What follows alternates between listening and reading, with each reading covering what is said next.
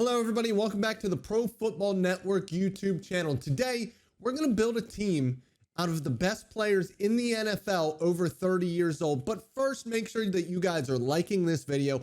Make sure that you guys are subscribing to the channel and make sure y'all hit that bell because we have so much more content coming your way throughout the entire offseason. And then we will absolutely explode during the NFL season. Without further ado, let's get to making this football team. A lot like the under 25 team that we built, the over 30 team is pretty self-explanatory on the offensive side. There aren't many arguments to be made, particularly once we get to the offensive line. However, we do start off maybe a bit controversial to some people at the quarterback position. The quarterback is Dak Prescott. Now, Dak Prescott is not 30 years old yet, but he will be 30 before the season begins, and that is the cutoff for being in this exercise. You have to be 30 before September 8th of 2023. Dak Prescott will turn 30 this July. He got the nod over Aaron Rodgers, and a lot of it comes down to their productivity last season. Yes, Dak Prescott led the league in interceptions with 15 after missing 5 games.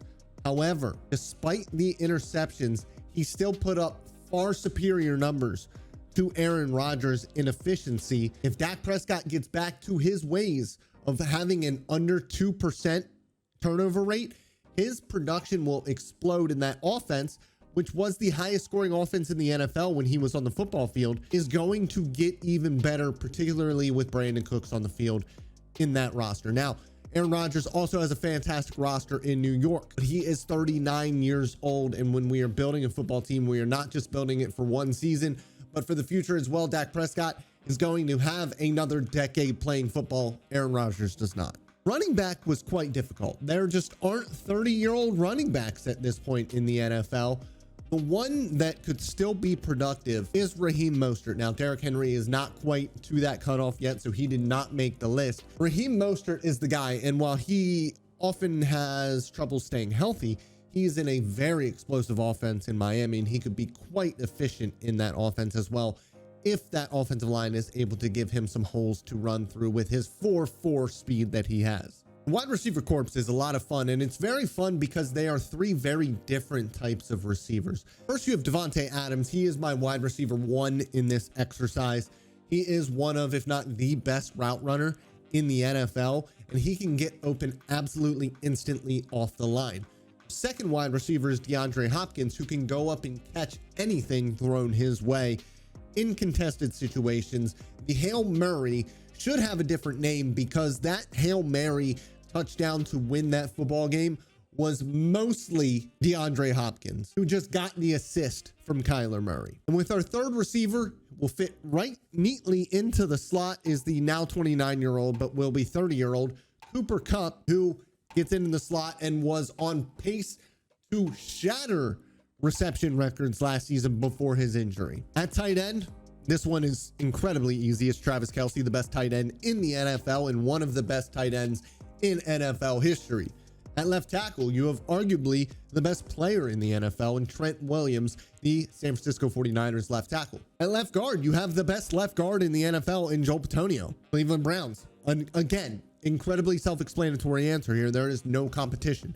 At center, there is also no competition because Jason Kelce might be the best center in the NFL. It's probably Creed Humphrey, who was on the under 25 team, but Jason Kelce definitely deserving of the center position here. At right guard, the best right guard in the NFL, Zack Martin. Yes, he has had some issues with injuries and his play has dropped a little bit, but that play was dropping from arguably the best player in the NFL to now just the best player at his position.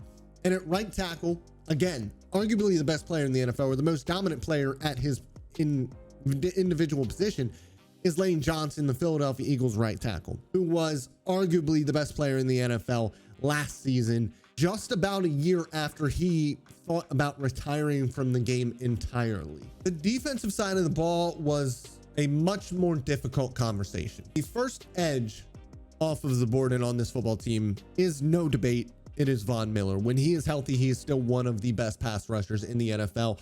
The best of the best are in that 26 to 29-year-old range, but Von Miller is one of those veterans that just keeps it going because of his flexibility and because of his technical prowess, while still having elite run defending ability and good explosion. The second edge position was a little bit more difficult, and when you're picking a football team, I kind of look at it as I'm picking a team to actually field, not just like an all-pro team where the best players at the position are chosen.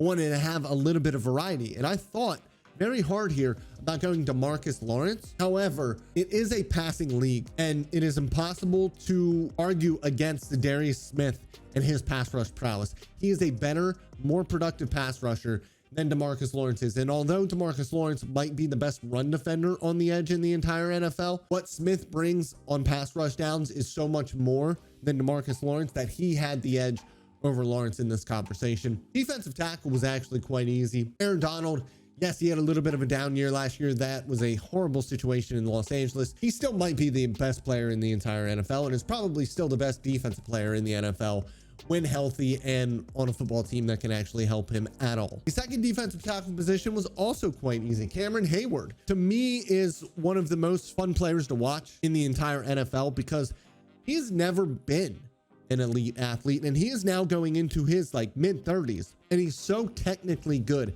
His hands are so powerful and so precise. He's able to win at will, despite never being that freak athlete. And that's not to say that he's not a good athlete, because when you are at this level with the NFL, you're obviously a fantastic athlete. But relative to the freaks in the NFL, Cameron Heyward leaves a lot of athleticism to be desired. He wins because he is such a technical freak. Linebacker was the toughest decision to make. Yes, Bobby Wagner was named an All-Pro in 2022, but that only proves how good Lavonte David and Demario Davis are. And Lavonte David and Demario Davis are my two linebackers on this football team. Wagner found production last season as a pass rusher and as a run defender on a bad football team, and he had a resurgence in his career. And he's going back to Seattle, and he's going to be asked to be the guy again, because Jordan Brooks will not be on the field to start the season. However, Lavonte David and Demario Davis, like I said earlier, this is a passing league. And I think that both of those guys at this point in their career are more athletic and still better in coverage than Bobby Wagner is. I think Bobby Wagner has lost a couple of steps, whereas Lavonte David and Demario Davis have not lost those steps in coverage. I think that, first of all, Lavonte David is probably the most fun linebacker to watch in the entire NFL because everything he does is instant. He is fantastic in coverage. He's a great run defender. And both of these guys can make plays against the run and the pass. The thing that got Bobby Wagner an All-Pro was the pass rushing upside that he brought in Los Angeles last season. Cornerback was very easy. Stephon Gilmore and Darius Slay were kind of the only two options here. Stephon Gilmore, a guy who is fantastic in man coverage, and Darius Slay, somebody who can play a little bit of everything. And that's not to say that Stephon Gilmore can't as well. He is just that shutdown man coverage corner, whereas Darius Slay played in a defense in Philadelphia with Jonathan Gannon that ran a lot of quarters, that ran a lot of zone coverage, and has shown that he can do a little bit of everything. Stephon Gilmore is going to go to a defense that does a lot of different things in coverage in Dallas, but loves their cover one, loves their cover three. He's in a very good spot to have a very good year 32 or age 32 season. As you guys know, with the under 25 team that I built, I have a floating defensive back position, and this position was tailor-made for Jimmie Ward, the Houston Texans safety corner combo. He's played extensively in the slot and on the outside in his career. He spent the last couple of seasons at safety for San Francisco before moving back to the slot last season, letting Talanoa Hufanga back there on the back end to make plays. Jimmie Ward is the do-it-all defensive back in the NFL. I think he's one of the most underrated players in the NFL, and I think that he is going to be a huge facet in the success of DeMeco Ryans defense in his first year in Houston, because he's going to be able to help those young guys in the secondary get that defense down and have it be second nature before week one rolls around. Most difficult decision I had to make was at safety. Divorcing Micah Hyde and Jordan Poyer gives me no pleasure at all. However, Kevin Byard might be the best free safety in the NFL. It is a travesty that the Tennessee Titans are asking him to take a pay cut, and it'll be interesting to see if he actually ends up taking a pay cut and what happens with his contract. But he is one of the best in the NFL at the position. Pairing him with Jordan Poyer, two guys over 30 is fantastic. And listen, like I said, Micah Hyde and Jordan Poyer, they're the best safety duo in the NFL. They are like a married couple. They work incredibly well off of one another. And they may be a better duo together than Kevin Byard and Jordan Poyer were, just because they have that rapport with one another. But there is no denying that Kevin Byard, out of the guys who are over 30, is the best safety. There you have it, folks. The best players in the NFL over 30, all on one football field, all on the same team. It was some difficult decisions here and there, but for the most part, I feel like that roster is pretty set in stone. However, if you have any gripes, any comments or concerns with the over 30 football team, let us know in the comments. And before we get out of here, guys, make sure that you guys are liking this video, make sure that you guys are subscribing to the channel, and make sure you guys are smashing that bell so you don't miss any of the content that we have coming your way. Till next time, I'm Dalton Miller. Goodbye.